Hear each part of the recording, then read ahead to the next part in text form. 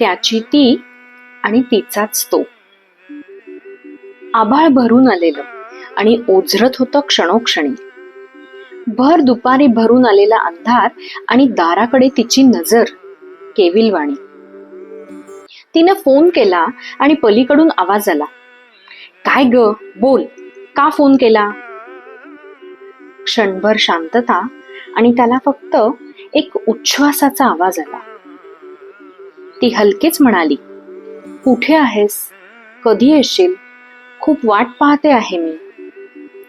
तो म्हणाला, अगं पाऊस बघ बाहेर, कोसळतोय नुसता. उशीर होणार आज मला, ही मात्र हमी. हे ऐकून फोनवर पण तिचा नाराज झालेला चेहरा त्याला दिसला आणि तिचा भोळा बाबडा प्रेमळ हट्ट बघून तो मनात खुदकन हसला. मला तुझ्या बरोबर कॉफी घ्यायचीय, येशील करे लवकर? त्याला अलगद जाणवला नाराज पण गोड आणि आतुर असा तिचा स्वर. कामात आहे ग खूप, नंतर बोलतो, म्हणून त्यांनी फोन ठेवला. आणि वेड्या तिच्या मनातला खट्याळ पाऊसच जणू संपला. एकटीच उदासीन ती किचन मध्ये आली आणि चहाचा आधण ठेवू लागली.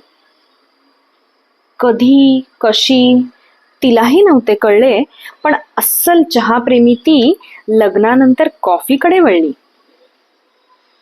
कशी ती स्वतःला विसरून त्याच्या संसारात रमत चालली होती हे ती आठवत होती. पण न विसरता आज मात्र कॉफी ऐवजी आलं घातलेला वाफाळता चहा कपात गाळत होती. खिडकीत येऊन बसली, चहाचा कप होता हातात. कसं कोण येणार या पावसात, विचार करत होती मनात. चहाचा पहिला घोट ती घेणार एवढ्यात दारावरची बेल वाजली. कोण आलं होतं या मुसळधार पावसात, मनाशीच ती पुटपुटली. हळूच दार उघडले आणि खुदकन ती हसली. दारात संपूर्ण भिजलेली आहोंची स्वारी दिसली. त्याने फक्त तिच्याकडे प्रेमाचा एक कटाक्ष टाकला आणि तिच्या मनात परत प्रेमाचा धो पाऊस सुरू झाला. काहीही न सांगता न बोलता तिच्यासाठी तो पावसात भिजत आला.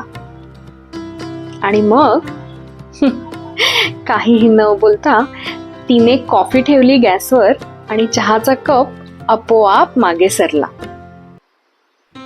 खिडकीत दोघ जण बसले, कॉफीचे एक एक घोट घेत होते आणि मागे शांत स्वरात आशा आणि रफी सुरेल दरवळत होते.